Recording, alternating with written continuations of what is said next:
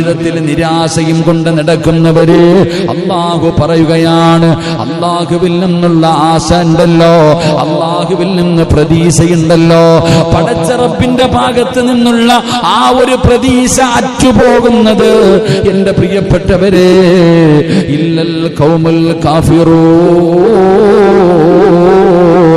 കാഫിരീങ്ങൾക്കല്ലാതെ അല്ലെന്ന് അല്ലാഹുവിന്റെ വിശുദ്ധ ഖുർആൻ. അള്ളാന്റെ ഖുർആൻ പറയുകയാ, അള്ളാഹുവിന്റെ ഭാഗത്ത് നിന്നുള്ള സഹായം കിട്ടുമെന്നുള്ളത് ഒരാൾക്ക് എന്ന് നഷ്ടപ്പെട്ടു പോകുന്നോ അത് കാഫിരീങ്ങൾക്ക് മാത്രമേ നഷ്ടപ്പെട്ടു പോകത്തുള്ളൂ, മുസ്ലിമിന് നഷ്ടപ്പെട്ടു പോകില്ല. അള്ളാഹു നമുക്ക് ഈമാൻ നൽകുമാറാകട്ടെ, അള്ളാഹു ഈമാൻ നൽകുമാറാകട്ടെ. അപ്പൊ നിരാശ ആർക്കേ ഉണ്ടാകൂ? ഈമാനില്ലാത്തവനെ ഉണ്ടാകൂ. നിരാശ ഈമാനുള്ള ഒരാളുടെ ജീവിതത്തിൽ അവന്റെ നിഘണ്ടുവിൽ തന്നെ നിരാശയില്ല. കാരണം അവന്റെ റബ്ബ് എന്തിനും കഴിവുള്ളവൻ, അവന്റെ അല്ല എന്തിനും കഴിവുള്ളവൻ, എന്റെ റബ്ബ് എന്തിനും കഴിവുണ്ടെന്നുള്ള വിശ്വാസം എനിക്കുണ്ട്. അള്ളാഹു നിലനിർത്തി തരുമാറാകട്ടെ.